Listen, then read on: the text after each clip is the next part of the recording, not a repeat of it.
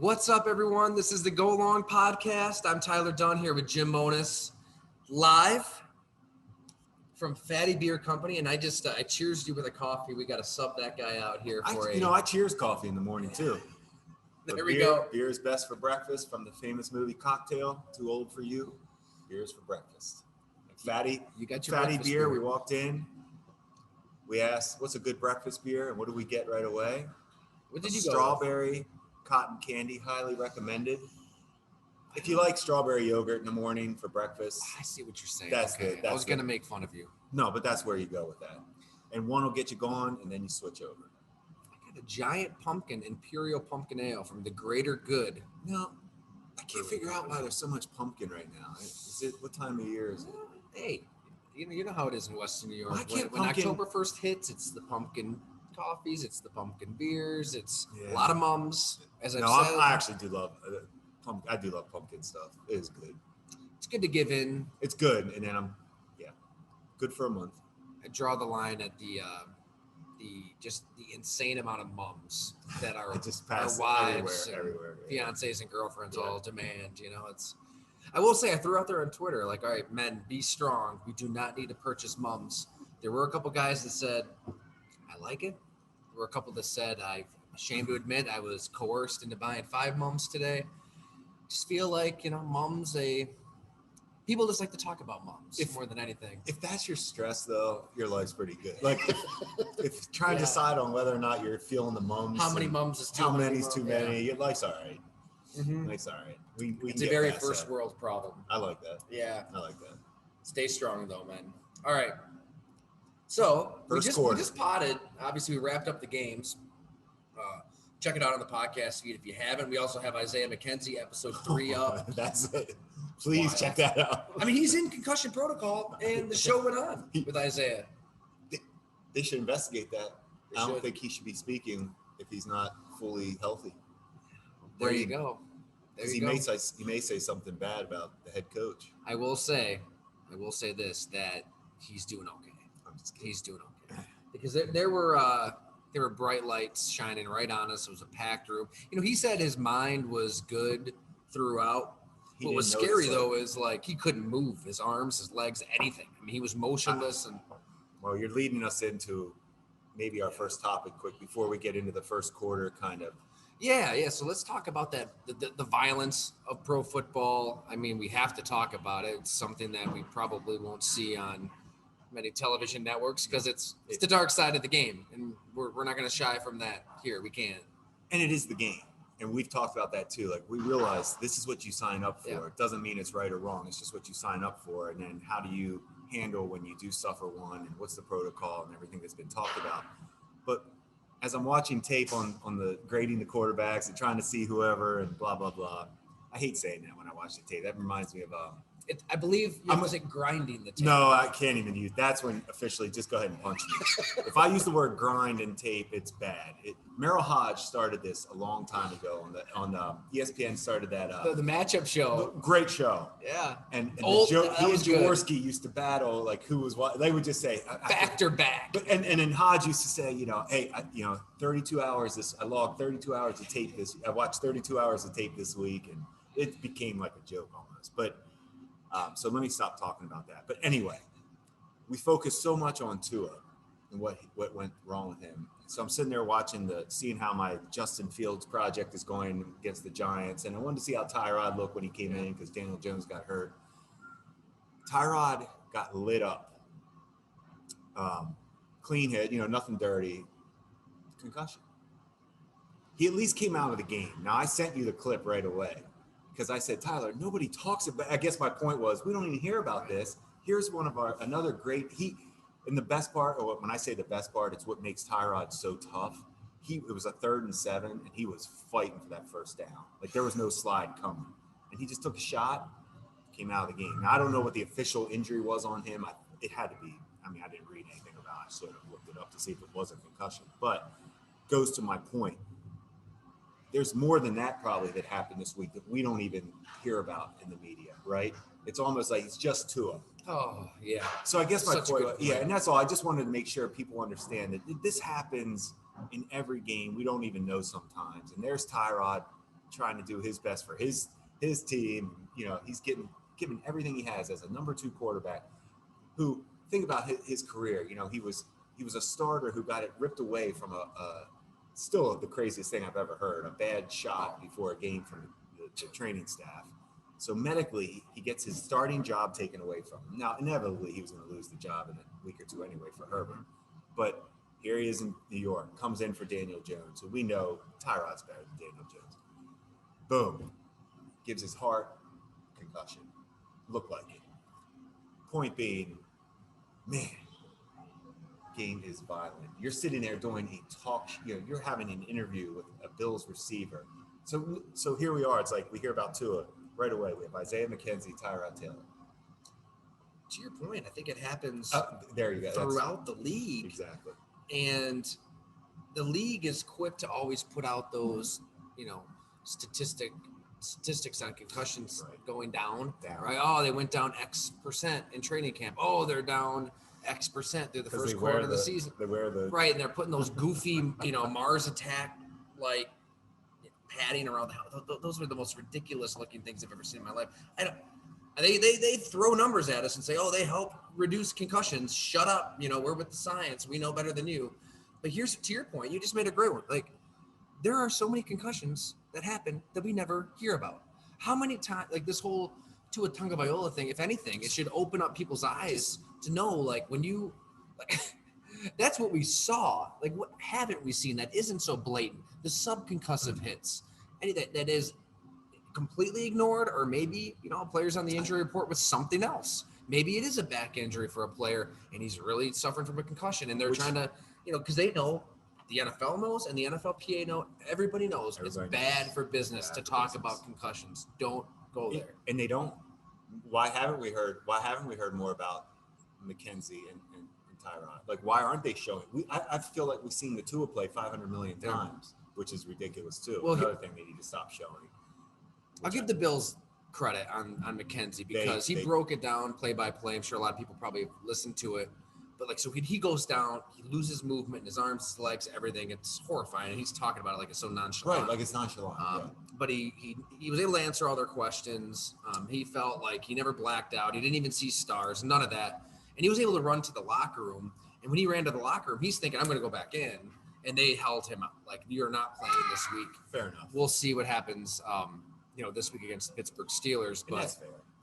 That's what you need out of teams. Protect these guys against themselves. And I meant more how the NFL almost, it seems like the NFL almost hides it.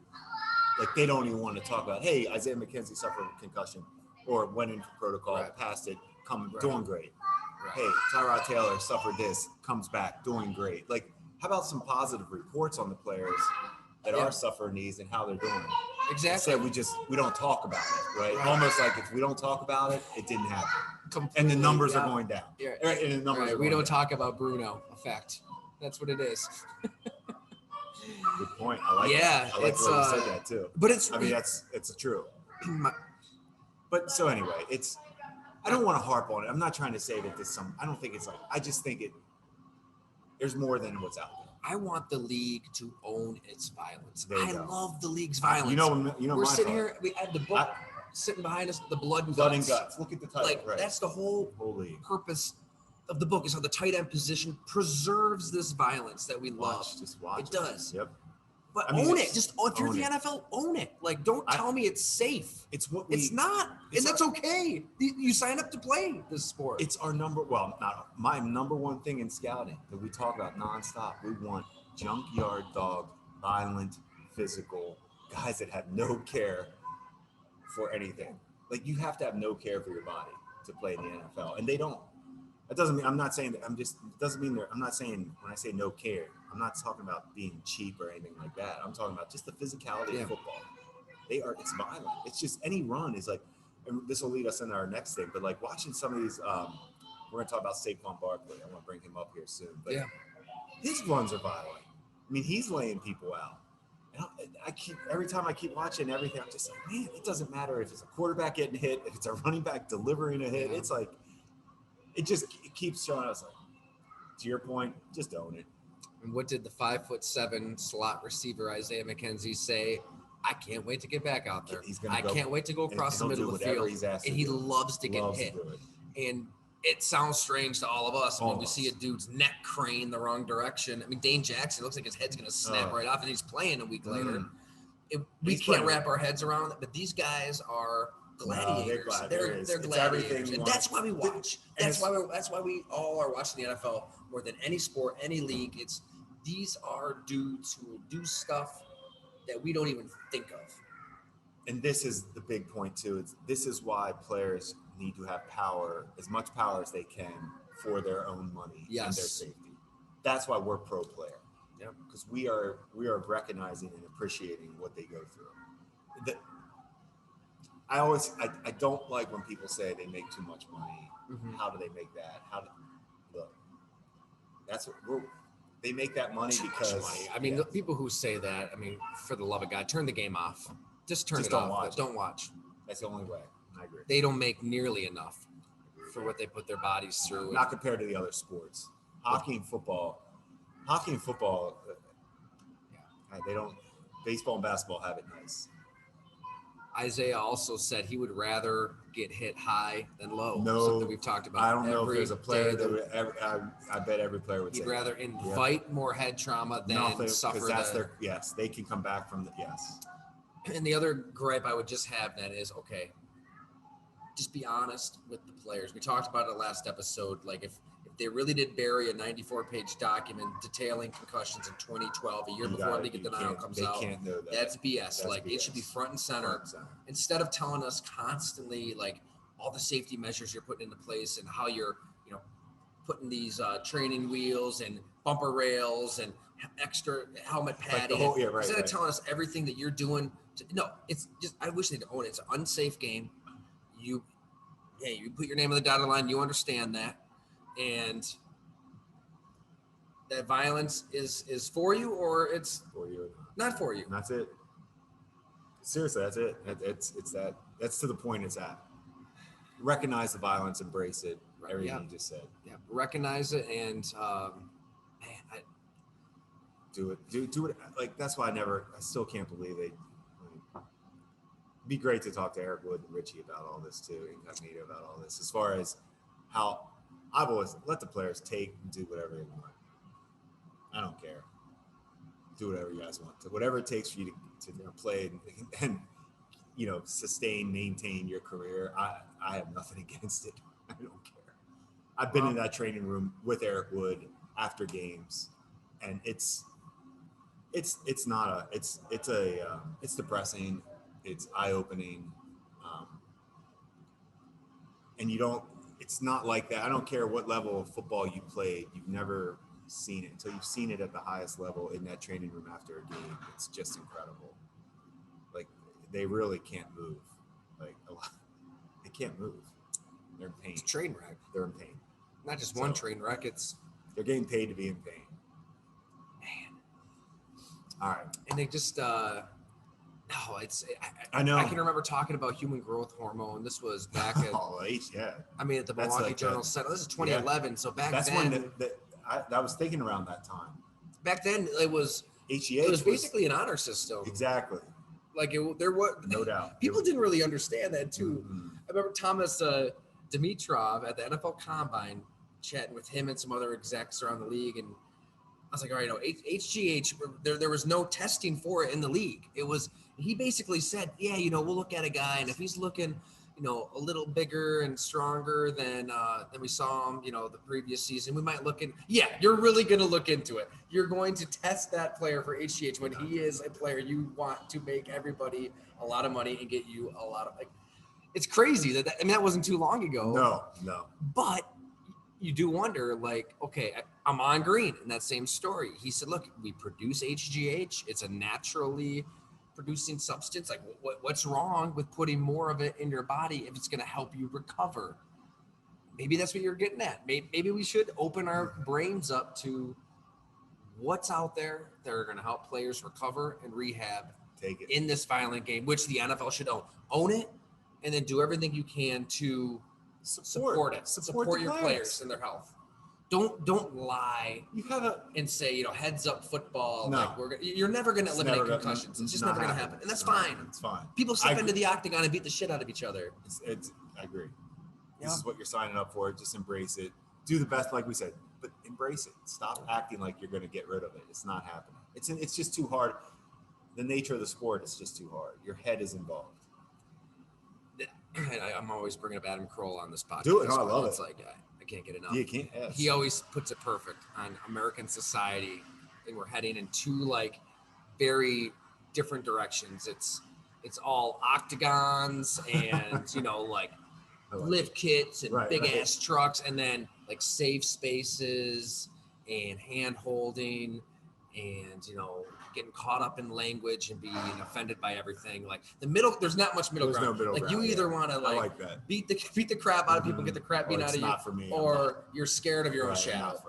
And like football is in this weird place of they're trying to kind of appeal to everybody, right? They want to appeal to people who are offended by everything and scared of their shadow. And like, if Twitter says something, they react to it and try to throw a campaign behind it. They want the good PR. Yet it's still this really violent game. It's people beating the shit out of each other. People love the violence. That's why they tune in. That's why it's the most watched, most read sport on the planet. Like, I kind of wish they just told that to own what you are. Just own what you are, whatever that entails. Agreed. All right. I know we had to get it out though. We had to get that out because it didn't. Transition from coffee to the beer now, right now. Well, you're probably juiced up. No, but to your point too, it's like I think we wanted to talk about it just to make sure that there's been so much talk on the whole Tua thing. I just want to make sure other people know other guys are going through this too, and it made me think. And when I brought it up to you, it's how it led us to this conversation. Like this thing is real. That was only talked about as much as it was because it was so public, right? It's prime time. It's him like unable to move, and we saw the week before he's stumbling around. Like it's so many varieties of that. There really are. But we are at the quarter mark, Yeah, so this is where we're games. First quarter. So we want to really dig into, all right, who are some players, teams that are surprising us for good or bad? Good or bad. Just some thoughts we're watching. Yeah. Now you can kind of like catch some trends and see where things are going. I felt good. Do you want to start off with anything specific? Hey, the floor is yours. I felt good. I had to keep watching my man Justin Fields to see where are we at here with this guy. And it's hitting me. It came clear last night watching him play. He actually played pretty well against the Giants. For Justin Fields, I thought he did okay. Stats don't worry about the stats and all that. He used his legs. You saw the ability, the big play, the big time throws, a couple of them that stand out. You just don't see the down in, down out enough consistency with quick decision making, quick accuracy, volume of completions that all the great ones do. And it hit me who he reminded me of. He reminds me of, do you want to guess or no? I'm trying to guess. It's a tough one. Don't think about, it's their style of play that it hit. And when it hit me that, okay, I think I know who he's going to be. I wouldn't be able to guess. All right. Tyrod Taylor. That's who Justin Fields reminds me of. Where I think Justin Fields is so tough and so physically gifted with arm strength and his legs, just like Tyrod, right? The thing that always held Tyrod back for us was that consistency, right, in the position. And I find myself when I'm watching Fields saying the same thing, and I'm watching, and then it's like he makes these plays that very few people can make with his legs or with his arm. And it hit me that Fields' ceiling may be that where he's a ideal backup, but a good starter. If he's your starter, you're going to have to be special around him. Everything else would have to be right. The coach is going to have to really cater to his skill set. Mm-hmm. It'd take a lot to bring everything out of, to win a Super Bowl. And when I talk about that, I'm always talking about winning a Super Bowl with a player. I don't want to, because I'm not trying to take away from their talent. They are, obviously, just because I don't feel like Tyrod or Justin Fields are capable or good enough to be your starter and win a Super Bowl with, unless everything else is right. I'm not trying to knock them. There are very few guys that are capable of like putting Aaron Rodgers. We talk about every episode, but he's one of the most talented quarterbacks to ever play the game. He can't get out of the first round of a playoffs. It's like that's how hard this is. So my point is, I love that comparison. It makes a lot of sense. I think that's what he is. I think that's what you're going to get. I think if you're trying to make him, I'm going to say, I see what people were talking about. The processing. Not that he doesn't know what he's looking at. That's different. You can know everything about the defense and the offense. It's still that. How fast can you do it? It's got to be, and then that's where the easy completions come. That's what I'm talking about. When you can teach guys to just pick these guys apart. Yeah, it's those first quick, 2.2 seconds after the snap. Okay, that's where this linebacker's going. That's where that safety's going. This is where the rush is coming. Make your decision now. And when your quarterback knows it, it scares the other team so much because the whole week the defensive coordinator knows, like, Drew Brees. Man, if I do this, Brees is gonna know it. Like, they're thinking that, like, he'll know if I do this, he'll know the coverage, and we're done. Like, so anyway. And that's where, like, Mac Jones, he probably has that, but he doesn't have the other stuff. The other stuff isn't there yet. That's a good point. Like, maybe that's it for Mac, and then. So So first quarter, there we are with the young quarterbacks. I feel Trevor. Just to recap the first quarter for the young guys, Trevor Lawrence seems to be on the right path. Zach Wilson's first game back is a hold your breath. I'd hold my breath if I was the Jets. I didn't like what I saw. How so? Same stuff. Crazy decision making, lack of accuracy. Doesn't make sense to me. As far as, I don't know how you're going to win. I see the athleticism and the arm strength. I get it. Zach Wilson, he has that, but he has got to clean up his game down in and down out, just almost like Fields. His accuracy and decision making aren't there yet. Mac Jones is Mac Jones. I think he is what he is. Zappy from the Patriots, I got to look at him now as a guy that I bet on in college a little bit because he used to put up some crazy numbers. That offense at Western Kentucky was awesome. Like, they put up the best numbers. He did all right. He looks like a good back. He looks like a Zap. The name is just insanely good. Davis Mills, I feel like, has settled into a good number 2 for me right now. Right. We all got excited about Davis Mills. I'm seeing enough to know he looks like a good number 2. Much like where I'm seeing with, like, all these guys other than Trevor Lawrence right now. Oh, I know it was bad in Philadelphia. A lot of turnovers.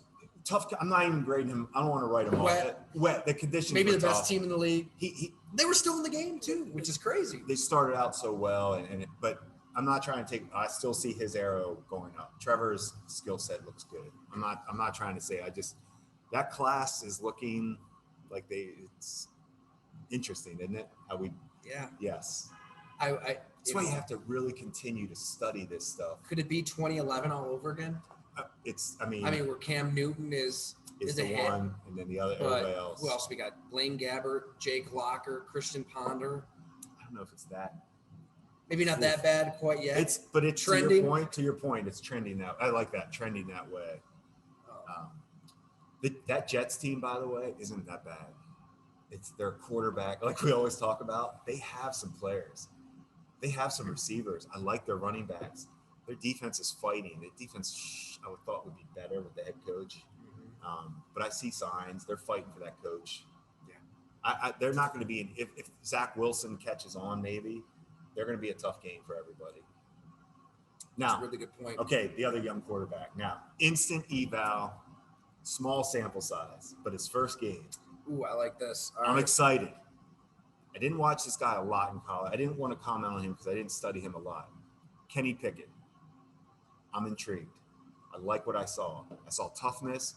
I saw quick decision making, and I saw letting his players make the play, letting his receivers and playmakers make plays. They have something, I think, in him. If they could get healthy on defense, because they're banged up on defense right now. I don't know when TJ Watt is supposed to come back. I know we don't know, I don't think. But bottom line, I'd be excited if I was Pittsburgh right now. That there's something there. Just play him. Don't stop. Enough's enough now. Like you invested in him, and you were right. They were right to invest in him. I see what they saw. They might have. We'll see how good Kenny Pickett is. And I'm not trying to say, they might look back and say, did we waste a couple games by not going to him sooner? That's tough, right? No textbook on that. But they should feel good about the chance they took on him. My first impression, it was pretty good. That willingness to just give George Pickens, Chase Claypool, Deontay Johnson a chance. Yes, and they have players. You're sitting there, you have a tight end, you have 3 good receivers, Freiermuth, you have a first-round running back who's a good player. Yeah. Like, they should be better on offense. Common denominator, offensive coordinator. Yeah. Right? You've spent time, you know. So that caught my eye.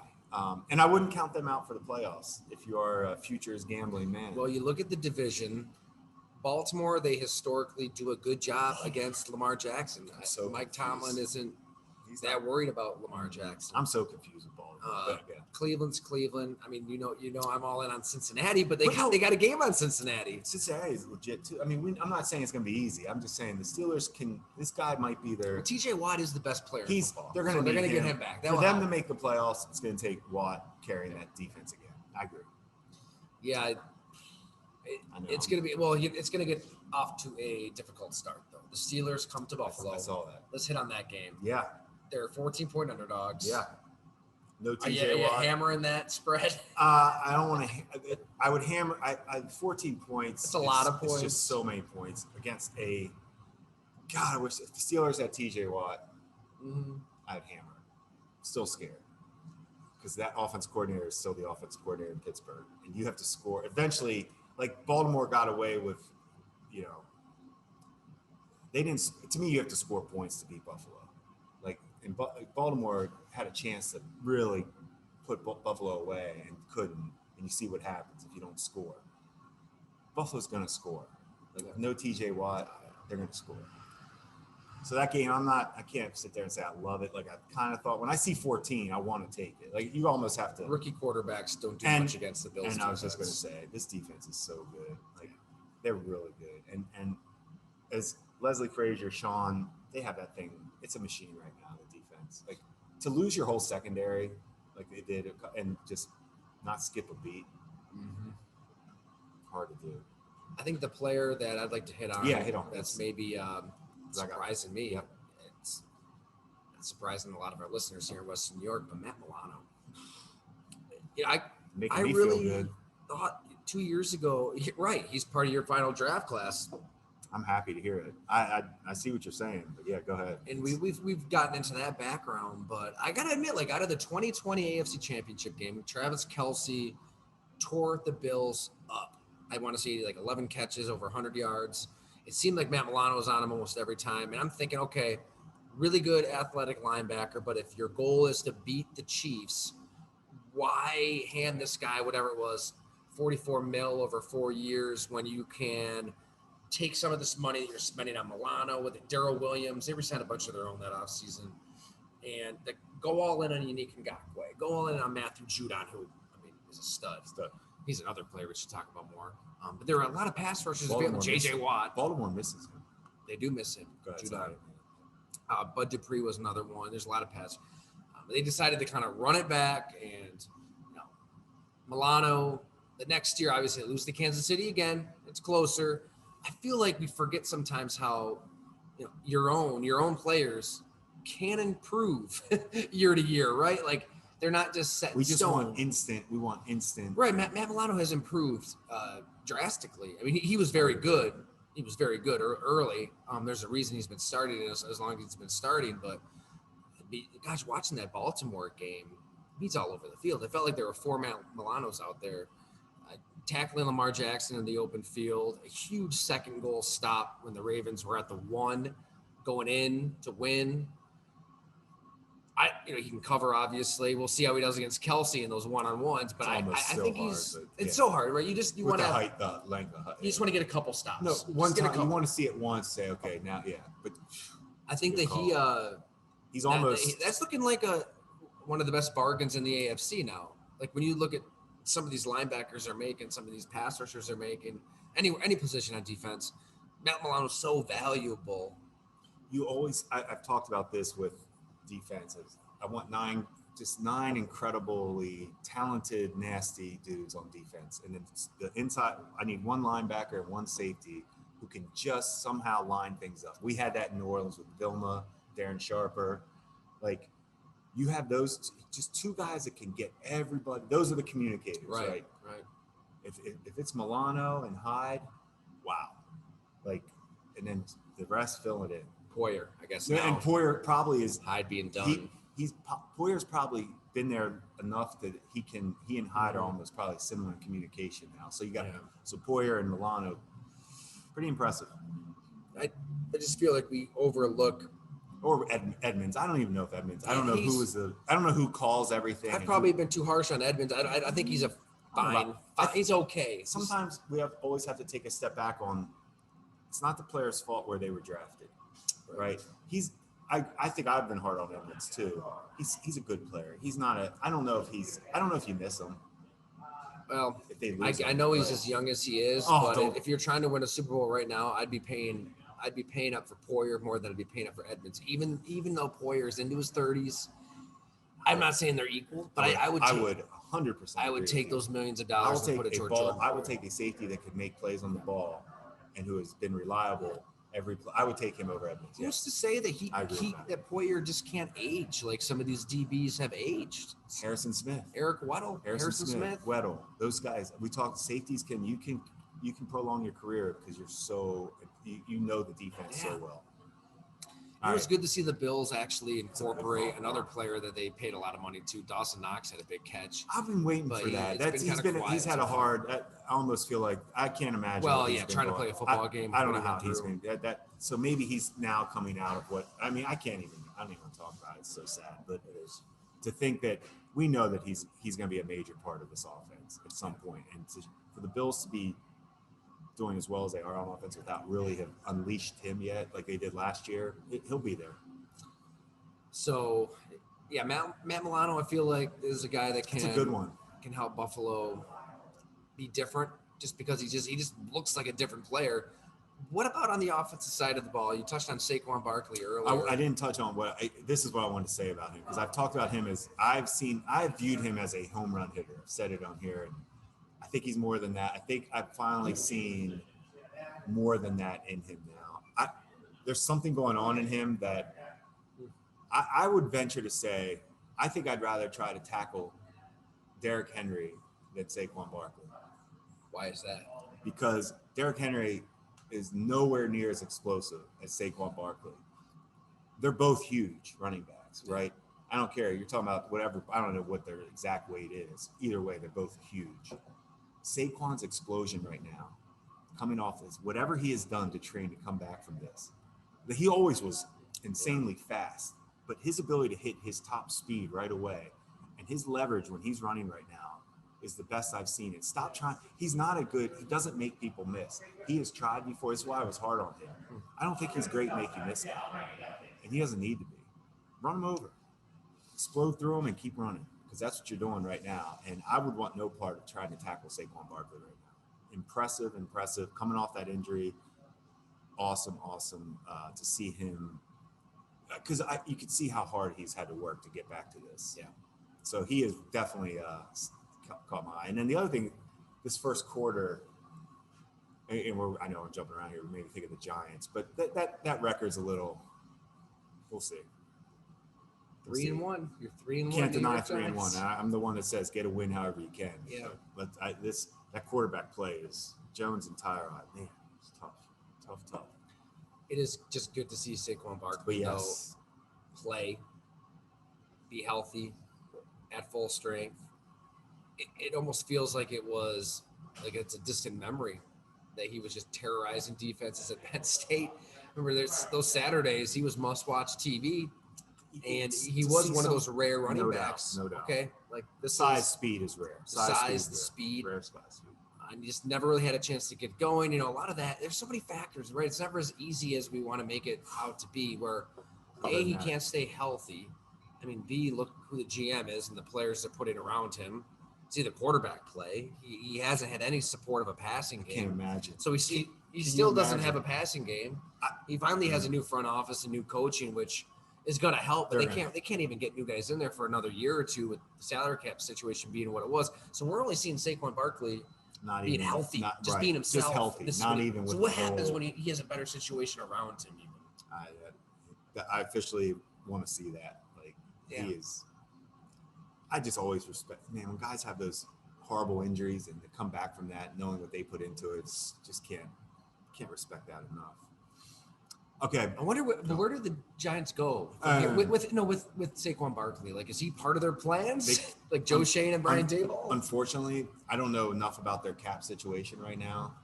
They can't overpay to keep Barkley. Then do you trade him midseason? Yeah. To the Bills? Sure. I mean, the Bills would probably cough up a ton of picks. I would do it if I was Buffalo. If I was Buffalo, I would do it. This is your window. You're in your window. Giants aren't in their window. Giants need a quarterback. Trade him. The Giants have to be loving his production for many reasons. Right Trade him. Every night they're talking about it, no doubt. Because they're not going anywhere with Jones or Tyrod. Do you think that Shane and Bean are like texting each other? Yes. Okay. Well, they might be texting each other and Bean. Like maybe weekly, like, okay, what are you thinking now, Brandon? What do like we it's think fantasy now? football. Hey, I saw Singletary fumble. What do you guys think? He didn't play Moss a whole lot against Baltimore. What are you guys thinking? Hey, that rookie fumbled early. Do you have a running back? I mean, you throw Saquon Barkley in this Bills offense. What are you going to do? You have to tackle Josh Allen or Saquon. Not to mention the passing game. Not to mention the best receiver maybe in the NFL and Diggs. What are the picks going to do for you if you're the Bills right now? Hell yeah, just take whatever you want. That's just go for it. Bills are so good. I think that makes a lot of sense. Oh, I think it makes a lot of sense. This is the Bills' window. Go for it. The Rams just did it. You already went for it with the Von Miller deal. Go for it. Keep going. I'm with you. I'd love to see that. Especially since I think, the last couple weeks has been a little tougher sledding for Buffalo's offense. Gabe Davis hasn't really got going as that number 2 receiver. He's had some drops. Amazing when guys get into more of a role. Expectations are raised. And we'll see if he, obviously he has a chance to come back from that.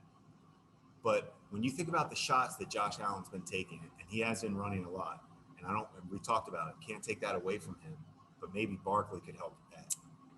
Completely. Maybe Barkley's the guy that can take away from Josh Allen's getting banged around like he is. Because the passing game's unstoppable. The volume would be dispersed. I mean, just the amount of physical blows that your ball carriers are taking. Like Josh Allen's taking too much. And like we've said, I would say. You don't want to take that away from him. It's what makes him special. Yeah. But just when you have a Saquon Barkley, try. If it's available. It's going to help Josh Allen in so many ways. Gosh, that would be fun to watch. It would be. They're not in the same conference. No, that's a deal that should get done. Like you're familiar with the GMs love, they're friends. GMs are friends. But here's the problem if you're the Giants though, at some point you do need good football players. But he's never going to be the difference for your team. No, but he'll never make you. When they took over, I get it. They were in cap hell. Like it was crazy what the deals they had to get out of. But James Bradbury is a player they should have found a way to keep. Okay, I'm just going to keep. If I'm Joe Shane, $10 million for a year. I got to be honest, man. This is tough to. I know I'm not trying to take away from Bradbury or Saquon right now. I wouldn't. If I'm the Giants, you would really just be completely gutting the roster. Find a way to get the quarterback and then build it. You're just wasting your time. But don't you want to have some talent around that quarterback if you can? You really want to just burn it to the ground and then find a quarterback and say, all right, be our Lord and Savior? No. But like I said, I need to look at their financial more to see. But as long as yes, keep them if it helps. We couldn't keep Gilmore. It wasn't that we didn't want to keep Gilmore. We didn't have money. And we couldn't, at that point, to overspend for Gilmore to keep him if we had to. If we had to get real creative to keep Gilmore. Man, that Marcel Darius deal really. Okay, now I was a part of that. I was a big believer in Marcel. Marcel didn't, he's the most talented. You weren't alone. I mean, right? No, Terry Pagula. We all were. He was Rex, everybody. He's the most talented defensive tackle any of us have ever been around as far as talent. But it wasn't going to ever be enough. And his he had a lot going on. A lot of demons. But right? There's a guy that we did have. I guess that's where I'm coming from. We did have talent. Yep. We had plenty of talent. We didn't have the one position, and we couldn't get over the hump. So it's real. I mean, that's real. So I guess what I'm saying, yes, you want to keep good players if you can. If it doesn't hurt you, keep them. Is there another player that's surprised you in a good way or a bad way at the old quarter pole here, Joe? I'm trying to think of a good way that a guy that maybe we don't talk about. Well, I'm not an obvious guy. Barkley was one I know. Obviously, he was a high pick for a reason. It's like the size, speed isn't new to anybody. It's just his. There's a receiver. Oh, I know, in a bad way. Deontay Johnson for the Steelers. I've had my issues with him. I just don't know how you can rely on a guy that the highlight catches are, he's fast, he makes highlight catches, but the drops are still there. That drives me crazy. I just don't know how you can rely on guys like that. He'd be a guy that I'm more disappointed on, who I thought last year took a step. I'm seeing the drops again, and they're not good enough to afford drops, the Steelers. So he's a guy that I wouldn't say I'm down. I'm just more thought he took a bigger step maybe. Team-wise. Real quick, though, on that concept of, because I was covering that Pittsburgh New England game, and he had this insane catch on the 2-pointer. I mean, his body is at, I don't even know what the degree was, he like has 30? Right, he has it in him. How can a player make a catch like that? And then the one he had against Cincinnati the week before, insane one-handed He has it in him. But how can you make that kind of catch and then something so routine? That tells me that it's just, for me, that would be the receiver. It's not natural for him. The easy ones, the hard ones, you're not thinking at all. You're just reacting so quick, and your insane athletic ability that not a lot of possess. He can make plays like that because it's just, I can go up and get that with one hand. But then you just throw it right to him, moving in traffic. Maybe the hands aren't as natural. It's almost like a basketball player where we both played, where sometimes it was easier to hit that off-balance jumper in the lane, fading away than a spot up. 8 like foot, 15, nobody's covering right, you. You feel like, I love that comparison. It is so similar, isn't it? Love that comparison. And then the one team that I want to talk about after the first quarter that I think we talked about 49ers last night. I don't want to just talk about them from last night. I want to take it back to last year. Let's not forget that they were an easy interception away from being in the Super Bowl. They returned everybody, including their longtime starting quarterback, Jimmy Garoppolo, who I'm officially going to say this. He is never terrible, but he's never very good. Like he is. Numbers here. That's the only way I can say that I just don't see him I never see him as a horrible quarterback. I just don't see him as a great quarterback. And I think that's where, so he's still there. He is still the biggest question mark in San Fran. But they know how to win with him. They've had success. Shanahan's done it. The team likes him. I think the NFC is weak.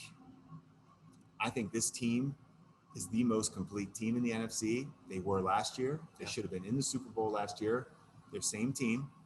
They need to get the running back will be a boost. I don't even know Mitchell. I think he's supposed to come back. I may be off on that. I should have checked on that before I said it. But Jeff Wilson looks fine. He's fine. The Shanahan just keeps it rolling. Yeah. I like this 49ers team, and I could see them coming out of the NFC right now. I really, really respect what they've built there. The defense is so good. Go ahead. Let me hear how bad is it. No, I mean, it's crazy. I feel like if you were to put a gun to my head and say, recite Jimmy Garoppolo's stat line from last night, I feel like even if you didn't watch the game, this is exactly what you'd say. 16 of 27 for 239 yards with a touchdown. No sacks, no picks. It is. If they could get that. That's all. There it is. There it is. You just hit on it. Give me no sacks and no picks with Jimmy G, and let's just see what happens. They have so much talent of players that can make plays with the ball in their hands. They are so good after the catch. I feel like his drop back and the way he gets it's almost like so many of his completions look exactly the same. I agree. He takes like that drop with the wide stance, a little flick of the wrist across the middle, whether it's Juszczyk, whether it's Kittle, whether it's Debo, and that quick little in-breaking route. And he can hit that throw in rhythm. That's kind of all they need sometimes. What do you think of their defense? Like, I mean, I don't want to harp on, like, we're harping on Jimmy G, but this defense is insanely good. Like, it is. And now here's my two more things to talk about quick with 49ers. D'Amico Ryans, defensive coordinator. Get him as a head coach, please, somebody. Love it. Love his energy. I scouted him at Alabama. His background screams head coach. Totally. Okay, so that's a guy I hope people start really getting on. And I know who he should hire as his GM. The guy that's the GM for the University of Maryland's football team right now, Gerald Smoke Dixon, who is somebody who worked for the Bills. And just pay attention to what Maryland's doing with their football team right now. They're getting some talent there. Gerald Smoke Dixon's been there for a couple years now. I like They're it. on the map. D'Amico and Smoke played together at Alabama. Just saying. Hey, all right. Okay, all right. there's that pitch. I got to give one shout out from this 49ers-Ram games for last night for the gamblers out there. 11 quarterback hits, by the way. Oh, yeah, and just keep doing that and you'll win every game. And 7 sacks. There you go, right? How did the Giants beat Tom Brady? That crazy. Well, I mean, obviously, Jared Goff's playing better than Matt Stafford right now, too. I saw, and it's true. I was never a huge Stafford fan, but okay, this is a personal thing I just have to mention. Is from the gambling side. It happened last night. So last year, I have a friend I grew up with, one of the best pure shooters in basketball, Division III player at Susquehanna University, named Mike Witkowski. Great assistant basketball coach over the years. Like Mike Wazowski from Monsters Inc. There you go. Don Mikowski, too. Don Mikowski. There we go. So Mike and I grew up together. He's a little younger than me, but Mike, he'll always just shoot. Okay, so huge 49ers fan. So last year, he's texting me, get Garoppolo out of my life. Can't deal anymore. This is before they played the Rams. He told me, take the Rams this week. They were playing – he said, just bet on the Rams. 49ers are terrible, right? Well, I was like, Mike, it's never that easy. So last year I took the 49ers after he said that, and they beat – how did they beat the Rams, right? Jimmy G6. So this year again, he was pissed off. Trey Lance done. Garoppolo's back. He's like, Garoppolo stinks. I can't believe this again. Yeah. Here they are playing the Rams this week. I said, Mike, thank you for that. I'm going to tell you why. I took the 49ers again last night because it was almost perfect timing. I said, whenever it doesn't make sense, thank you. So I had to let Mike know the 49ers-Rams game now, every year, I want him to let me know how bad Jimmy G is, just to remind me that they'll probably beat the Rams. And it's not that Mike's right. I mean, Jimmy G has been the reason probably that they haven't won a Super Bowl. But I mean, it's all just a gigantic tease for they're so good. Disappointment. There you go. But anyway, I do have fun. The 49ers. You're right, though. They were so close to making the Super Bowl with Jimmy G. With not just he was banged up, right? I mean, he was beat to hell. So anyway, had to get that in. It's just this is the first quarter. That. I mean, I feel like there's so much going on in the first quarter. And who are some defensive guys? I was hitting on. I know we focus on QBs a lot. There was a corner. Who did I watch? The Raiders had a corner making. That Robertson dude made some plays for the Raiders the other day against Denver. Denver's another team we got to talk about. The Robertson for the Raiders caught my eye. His toughness the other day was outstanding. I want to thank him because I took the Raiders. Is Hackett going to make it through the year in Denver?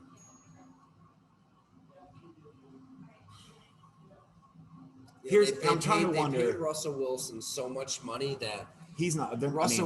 You're not moving on from Russell Wilson. Exactly. So running back if is now there's out. going to be a fall guy, then it would have to be. I love that running head back. coach, right? As soon as I saw Javonte Williams is done. That's such a disappointment because he's so good. That is huge. This team loss right now. Well, we've talked about it, but like Denver, let's just face it, they hired Nathaniel Hackett because they thought they'd have a legitimate shot at trading for Aaron Rodgers. Is that true? Is that true? Yes, it's absolutely true. Such a bad reason to hire a coach. I'm sure they liked him as a coach. I'm not in the room. I don't know exactly like the priority list of this is why we're hiring Nathaniel Hackett. I do. I've been in that room. I can't imagine. If it was, it's wrong. I gotta think it's up there because Hackett and Rodgers are that close. Are they? They're unbelievably close. They really are. Yes. What I was told by players on the Packers is their relationship was goo goo gaga. Yeah. It was like almost a flirtatious type of, all in good fun kind of stuff. No, I hear you. Like, during meetings it's and a little, film. right? Yeah, like a bromance. Yeah, it happens. And they're way closer. And I don't think he has a bad relationship with Matt LaFleur. No, I'm not saying But I think it's a good working relationship. But I think that him and Hackett it was something that transcended. Yeah, that. I can see. Okay, this makes sense. So I think Denver, look, they've been rumored to want Aaron Rodgers for a long time. Their GM had a lot of trouble facing Aaron Rodgers with the Vikings. Patton. Yep. I think there are enough dots to connect to think, okay, this. It sounds weird to talk in these terms in the NFL. This happens in the NBA all the time. Everything. I mean, GMs and coaches are hired just to recruit players all the time. Yeah. Players are signed and traded for just to get other players all the time.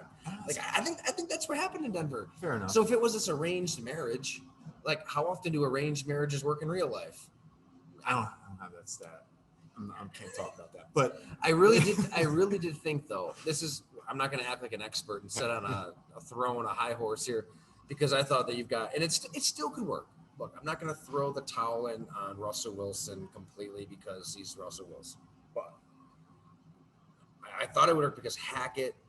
What we do know about him is, diligent, love of the game, pour himself into the job, energetic, positivity, all that. Russell Wilson, positivity, energetic, love it.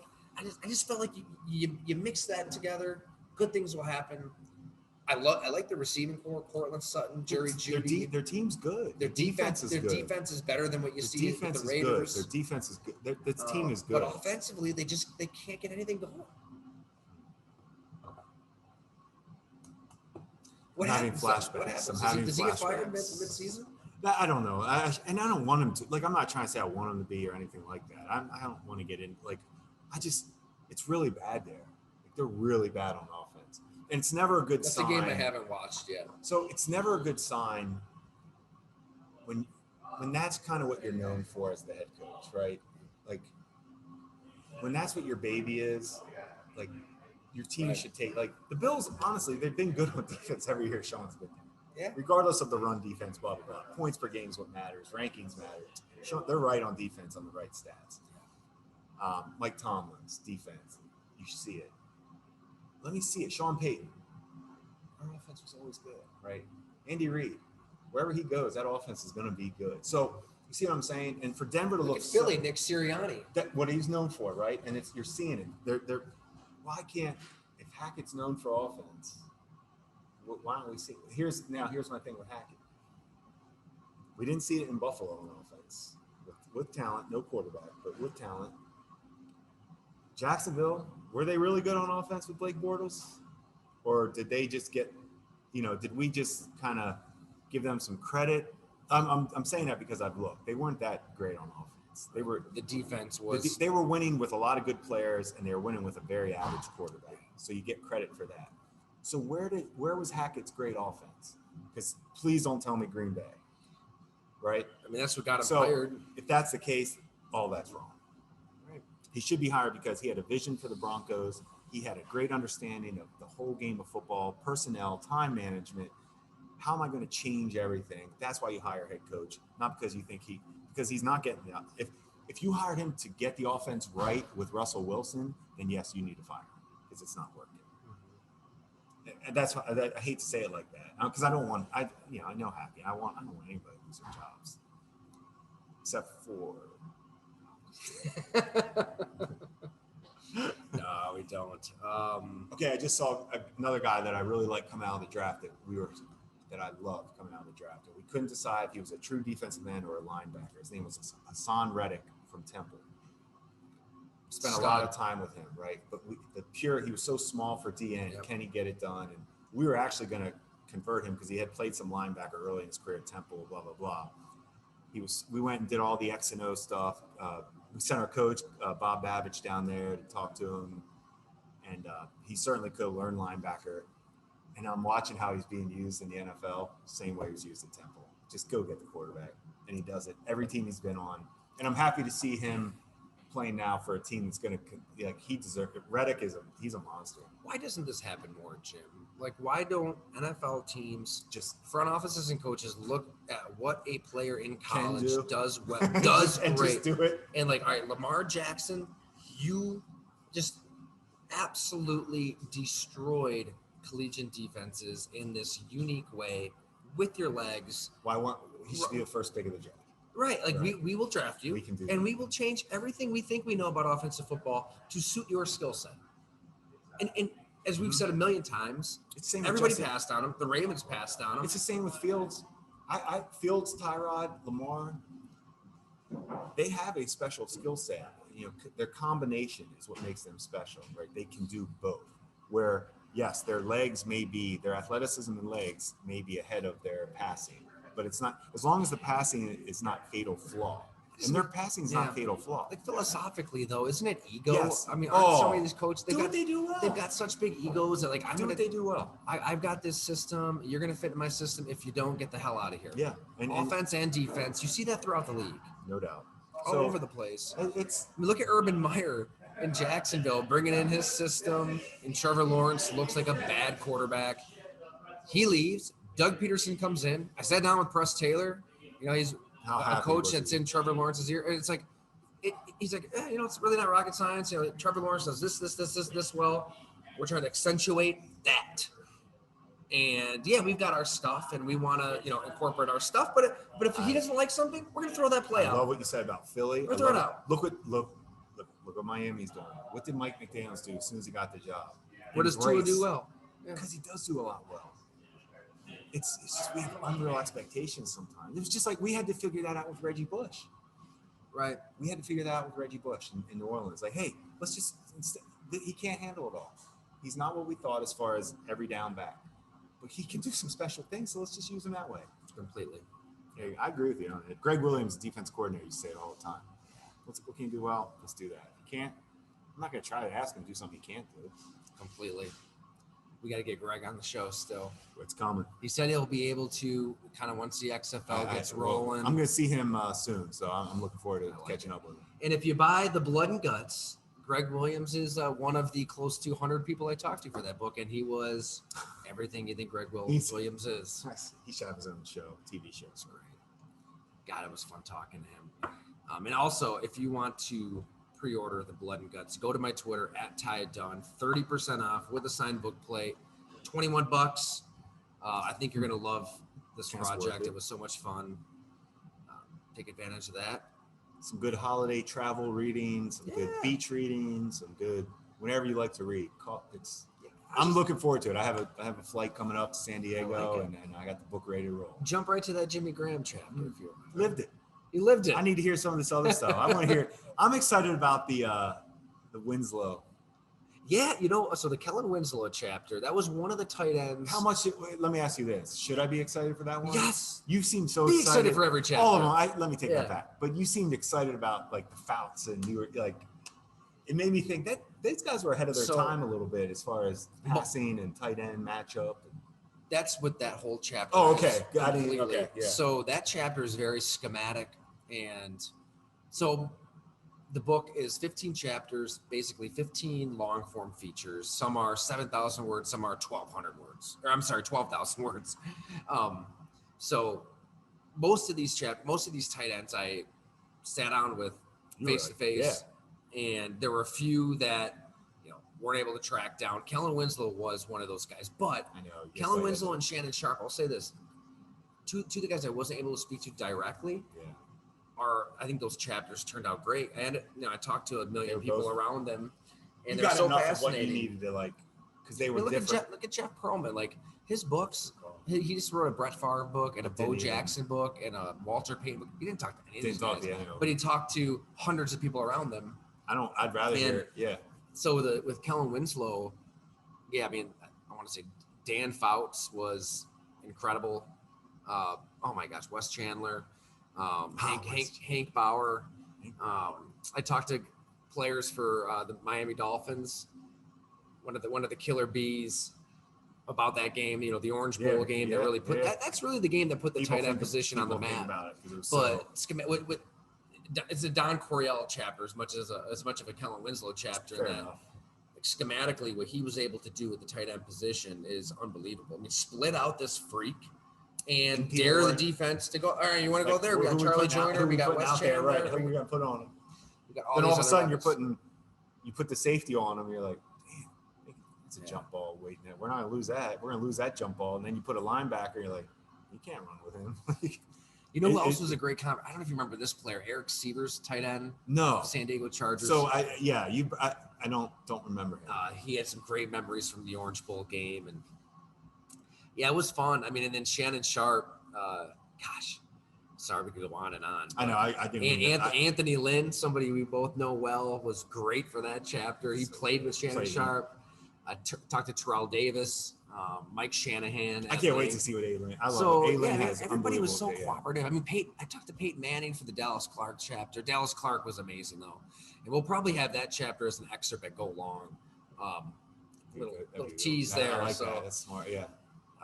It was a lot of fun. I mean, the pre-orders have been sensational. I can't thank everybody out there enough for buying this book. It's what you've done to support Go Along, support everything I'm trying to build. Unbelievable. It's deserved, man. I know the time you've spent on that. I didn't, it's all new to me to actually be with somebody and see them put a book together. It's like, man, how are you doing all this? So I admire it. You know what it is? It's a lot of things, but it's your passion. You're setting up the interviews. It's a passion. You have a passion, Tyler. You do. Why do you think you ask me like what? How do I watch tape? I don't know what else. That's what I do. I watch tape. Yeah, when you love something. If I have time, I need to see it on tape. I need to see why. And just like you have to. This is how you want to write. And talk. I want to know. Hang out with Dicka and Shockey and all these guys in person. Tell me. Yeah, and that's where you're going to get the best stories. Agreed. You're not going to get it in a phone call or in research. It's going to happen in person. Yeah, I agree with you on that. There are some hilarious Jeremy Shockey's. You mentioned Reggie Bush. I'll just say that Jeremy Shockey's got a comment on Reggie Bush in the book in that chapter where he talked a lot about like how, he partied his ass off in New York City and he hooked up with a lot of girls, but he's like, I never got married. Never did that. He goes, if you're sleeping over, guess what? We ain't eating breakfast in the morning. It's not going beyond that, not going beyond sex. And he told Reggie Bush, hey, if you what's holding you back is, being married to Kim Kardashian. Like, if get out of that, you'll be good. So I love Shockey. I love Shockey. That's the thing. The book is like a mixture of a lot of X's and O's, but there's a lot of like life and hilarious stories, crazy ass stories. Tony Gonzalez, that chapter in our conversation when we hung out down in Austin, Texas, when he told this story, my brain just about burst. I couldn't believe it. I can't wait for people to read it. It was so much fun to do. Like if they have half as much fun reading this book as I did working on it, it'll be worth it. If you can mix your passion and then have fun with it too, that's why you're good at what you do. And as we said, Jim Onis is one of those sources in this book. God, I still owe you. I'm still paying you. I still owe you dinner. The scout who may or may not have found Jimmy Graham or realized the potential of Jimmy Graham. Yeah, there's a lot of people who like Jimmy Graham, but he was still sitting there in the third round. Hey, I almost forgot. Yeah. I put out there on Twitter for most ridiculous questions. It's one of my favorite things. All right. Yeah, I hope. Did we get anything good? We got a lot. So let's rip them off here. All right, this is from Mike Monahan. Do you think the word read should be spelled with a silent W, like write? This way you read and write? Never really thought of it like that. Whoa. My mind's a little blown, Mike. That's some deep thought. He had some good coffee. Yeah, I don't know. I don't really have an answer. Tough one. Don't answer there. Talk too much for me. How many icicles have you eaten in your lifetime? This is from Sean. 0. I probably had 1 or 2 as a kid. No, maybe. I don't know. Like the whole thing? I'm assuming I did. I might have. Yeah, didn't appeal to me. Oh, man. All right. Jeff Rimmer. Should all Christmas decorations be burned if they are put on store shelves before October 31st? No. I want all the Christmas that we can get. Jeff, I hate to say it. I'll go ahead and I love it. I love Christmas. I'm with Jeff. I just give Thanksgiving its respect. All right. You know what? October's for pumpkins. November's for Thanksgiving. You still have 2 full months, and we're good. All right. You know what? I think mentally, I was reading that as November 3rd. No, late November. That is pretty early for Christmas music and Christmas decorations. The music for sure. That is very early. We have to give October its due. You're right. Just give it. That's Halloween, horror movies, and I love Thanksgiving football food. We just watched a pretty good horror movie. Good Night, Mommy, I want to say. 2022 version. My brother went and saw that movie, Smile. Was it good? Well, if you like that, that's not. Those movies don't scare me. They're like, they don't make sense to me. It's hard to find a good scare. It's hard to it's not my style. It's not my style. So movies are your style. Can I give you a couple? Maybe you've even seen it. Go ahead. I probably Creep. Never saw it. Creep is scary. Putting it in my phone. I got. Strong, you know what? I need. Strong. You know what? I'm going to embrace October. What else? Hold on, Creep. It's called Creep? Sinister. Sinister's another good one. I'm putting this in. I don't know this. Well, it's hard to do a good scary movie. Okay, you know what was scary to me? Here would be a scary movie to me. Now I'm dating myself. You may not. The movie Seven, original old school. No, Brad we saw Pitt. that. It's good. That to me is scary because, wow, like it's good. But you're talking more about the ghosts and monsters. No, I don't even like us. I don't like slasher films. Yeah, okay. I don't. I do like the paranormal and the cult movies. Kind of. You know what? Hereditary is another good one. Give me some Hereditary. Look at these names: Creep, Sinister, Hereditary. Midnight Summer was weird, Tyler, but pretty good. Am I gonna like these? You may Midnight Summer. Summer, I want to say. Midsummer. That's what it was. Midsummer. All right. Wait, hold on. I'm sure a lot of our listeners saw these. Way back. I'm dating myself again. Blair Witch Project. Okay, now let me explain something. I've never seen that, but I love Paranormal Activity. Okay, so don't go see it, right? It's not a movie. It was such a craze. I was in college at the time. I went and saw it. I was completely blown away. I didn't know until after that it wasn't real. That it was fake. And it was like it's like I tell my parents, like, you could have told me pro wrestling was fake. Like, and my heart broke. I'm like, I thought Hulk Hogan, like I used to be. I mean, I was in there with Hulk Hogan and those guys. Yeah. I mean, my heart sank for him when he got slammed by Andre the Giant. It's like a whole genre of movie now. But when he slammed Andre the Giant, I was like, that's unbelievable. Fake. Star Wars, fake. And then I'm like, okay, I'm done with that. I don't want to watch fake. And then Blair Witch, I was like, fake. But like Paranormal Activity feels so real too. Agreed. It feels like a documentary. I think that's why Blair Witch was like. That's what makes it scary. There you go. And like Paranormal Activity, nothing really happens until there's 15 minutes left in the movie. But like, I'm glad it's so crazy that it's an incredible movie. I'm glad you didn't give me like Friday the 13th. No, I don't like all that. That's the stuff I hate. Okay. No. Those are good movies that you have to see. Right. But not those aren't. The Invitation is another one. That's a good movie. I feel like I'm. No, my wife is all about this stuff. Oh, see, this is good. So you guys, I'd rather come from people that know. Absolutely. All right, Invitation. Man, these new. I like this. All right, we got some more questions here before we sign off. Pete Schwab, a Go Long OG. Always good to see you, Pete. Should not replacing the shopping carts in the corrals be a felony offense? Yeah, I'm good with that. It's enough. Yeah, I think it's automatic. It's so ridiculous. I agree. I'm good with that. PJ Schmidt, if you could take a movie and replace almost every human actor besides one with the Muppets, which movie would you take and which actor would you leave behind? I don't know if I follow. PJ. Tyler, it might be too much. Maybe too much Giant Pumpkin. I'm not sure. Oh, I like this. From Colin. At NetFan 1983. Worst smelling football player you ever met. I'm not answering. Great question. You're not going to answer it? It'd be too. I'd have to think a little. I'd have to think too. I mean, everybody stinks. I was going to say it's hard. We've all grew up in the locker rooms too, so it almost blends together. Yeah. All right. Hey, Chris DeCesare, our good buddy Chris. What's Chris? Who is behind our fatty experiment here. And he's part of the gambling community. He is. Would you rather get killed by a bear or a shark? It's a good one to end on. Shark for me. I'm going shark. I feel like it'd be less pain, shark, yeah. right? It's just tearing you to bits. Get me, take me out underwater. Yeah, there's something, it's like a Viking funeral of sorts. You're already in the ocean. I feel good. Like it'd be like, damn, it's a shame Jim loved the beach, man. The shark got him though.